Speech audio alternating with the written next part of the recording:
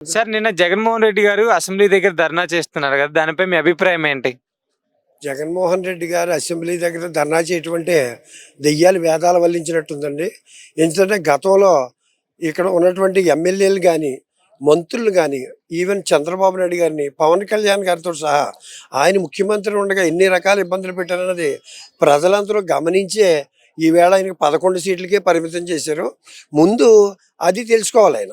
ప్రజలు నన్ను ఎందుకు ఈ స్థాయిలో తీసుకొచ్చారు, నేను చేసిన తప్పు ఏంటి, నేను చేసిన తప్పు వెళ్ళే కదా నన్ను ఇంత చేదరించుకున్నారు అని చెప్పి ఆయన ముందు తెలుసుకోవాలి. ఎందుకంటే ఒక అధికార పార్టీ 151 సీట్లని నెగ్గించి అసెంబ్లీకి పంపితే ఆయన చేసింది 5 సంవత్సరాల్లో శూన్యం. ప్రజల్ని ఇబ్బంది పెట్టడం, నాయకుల్ని ఇబ్బంది పెట్టడం, ప్రతిపక్షం ఉన్నటువంటి నాయకుల్ని, ఎమ్మెల్యేలని, ఇతర పార్టీల అధ్యక్షుల్ని ఇబ్బంది పెట్టడం తప్ప ఆయన చేసింది ఏమీ లేదు. ప్రజలందరూ అది గమనించి ఈయన వల్ల ఏమీ కాదు, ఈ అమరావతిని కానీ అటు పోలవరం కానీ పూర్తి చేసే పరిస్థితి ఈయనకి లేదని గమనించి ప్రజలందరూ కూడా మేము కూడా మేము జనసేన పార్టీ మేము కూడా ఊహించినంతవంటి మెజారిటీ ఈ ఆంధ్రప్రదేశ్ ప్రజలందరూ కూడా ఆయనకి తీర్పిచ్చి ఆయన ఇంటికి పంపించారు. ముందే తెలుసుకోవాలని చెప్పి నేను చెప్తున్నాను. సరే ఈరోజు చూస్తే ఢిల్లీలో నేను సభ పెట్టేసి ధర్నా చేస్తున్నాను, చాలా మంది హత్యలు చేస్తున్నారు ఈ ప్రభుత్వం రాగానే, ప్రజలు అన్యాయంగా చంపేస్తున్నారని అంటున్నారు కదా! మరి ఈ ప్రభుత్వం చేస్తుందంటారా అన్యాయం? అలా చేస్తే పవన్ కళ్యాణ్ గారికి, చంద్రబాబు నాయుడు గారు కానీ ఎక్కడా కూడా మన ప్రజలు మనం పరిపాలించమని ఇచ్చారు తప్ప ప్రతిపక్ష వాళ్ళ మీద ఏ విధమైనటువంటి కక్షా కార్పణ్యాలు తీసుకోవద్దు అని చెప్పారు. నిన్న పవన్ కళ్యాణ్ గారు కూడా ఒక చక్కని మాట మాట్లాడారు. మనకు అధికారం ఇచ్చారు తప్ప ఎక్కడా కూడా ప్రతిపక్షం మీద ముఖ్యంగా వైసీపీ నాయకుల మీద, కార్యకర్తల మీద ఏ విధమైనటువంటి వైషమ్యాలు కానీ వాళ్ళ మీద ద్వేషం పెంచుకుని మీరు ఏమీ చేయొద్దు, మనకు కేవలం అభివృద్ధి అని చెప్పారు. హత్యలు అంటున్నారు కదా, మీరు డాక్టర్ సుధాకర్ని హత్య చేయించారు, చాలా హత్యలు చేయించారు.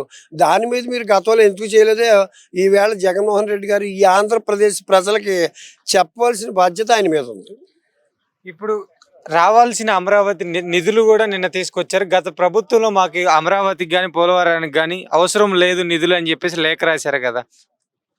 అమరావతికి నిధులు అక్కర్లేదని ఎవరు రాశారండి? జగన్మోహన్ రెడ్డి గారు రాశారు కదా! ఆయనకి అవసరం లేదు కదా.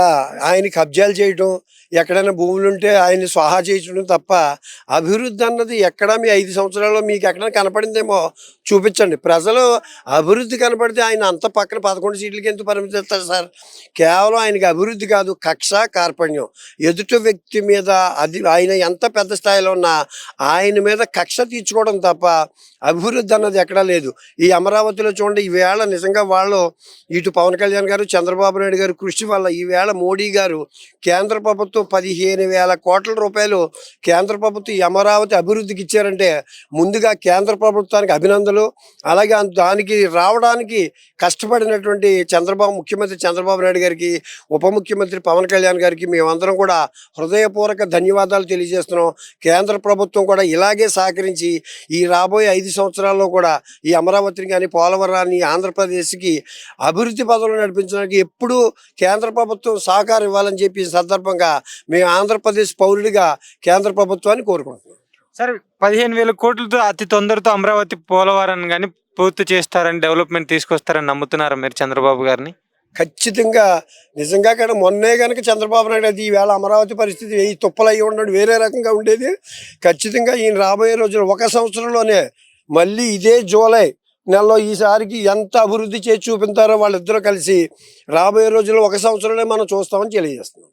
ప్రత్యేకంగా చూసుకుంటే వైసీపీ ఎమ్మెల్యేలు అన్నా క్యాంటీన్ల మీద కూడా ఆరోపణలు చేస్తున్నారు కదా, మీరు ఎలా అనుకుంటున్నారు? వాళ్ళకి ఎదుటివాడికి భోజనం పెట్టడం తెలియదు, భోజనం ఉంటే లాగేయటం తప్ప.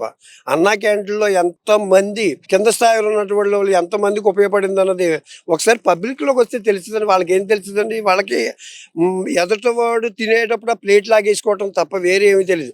ఈవేళ అన్నా క్యాంటీన్ పెట్టడం వల్ల నిజంగా కూడా అతను వెనకాల ఉన్నటువంటి ఎమ్మెల్యేలకు కానీ, మాజీ మంత్రులు ఎమ్మెల్యేలకు కానీ ఏమీ తెలియదు, వాళ్ళకి శూన్యం.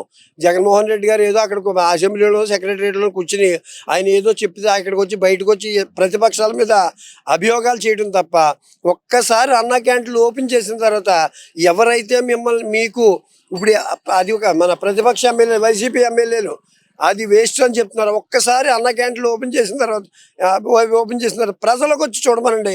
అక్కడ స్పందన, వాళ్ళు తినే అక్కడ జరుగుతున్నటువంటి మన ఆ విధి విధానాలు, ఆ భోజనానికి ఎంతమంది వస్తున్నారు అన్నది ఒక్కసారి ఆ ఎమ్మెల్యేని పబ్లిక్లోకి వచ్చి ప్రారంభించిన వెంటనే చూడవలసిందిగా కోరుతున్నాను. సరే, 5 రూపాయలకి ముష్టిలు పెడుతుంది, ఇదేదో గొప్పగా చెప్పుకుంటున్నారని చెప్పేసి అంటున్నారు కదా. 5 రూపాయలకి ముష్టిలు పెడుతున్నప్పుడు నువ్వేం చేసావు? ఈ 5 సంవత్సరాలను మీరు ఎక్కడైనా ఏమైనా పెట్టారా? కనీసం 5 రూపాయలకి భోజనం పెడుతున్నారంటే ఆ 5 రూపాయల భోజనం కోసం ఎంతమంది ఆశించి ఎంతమంది లైన్లో ఉండి ఆ భోజనం తింటున్నారో. అందుకే మీరు లోపల ఎక్కడో రూముల్లో ఉండి చెప్పడం కదా, పబ్లిక్లోకి రండి. పబ్లిక్లోకి వచ్చి ఆ విధి విధానాలు చూసి ఆ భోజనం కోసం ఎంతమంది తహలాడి ఆ భోజనం తింటున్నారో, అది మంచిదంటున్నారా చెడ్డదంటున్నారో మీకు ప్రజలే చెప్తారని చెప్పి ఈ సందర్భంగా తెలియజేస్తాను.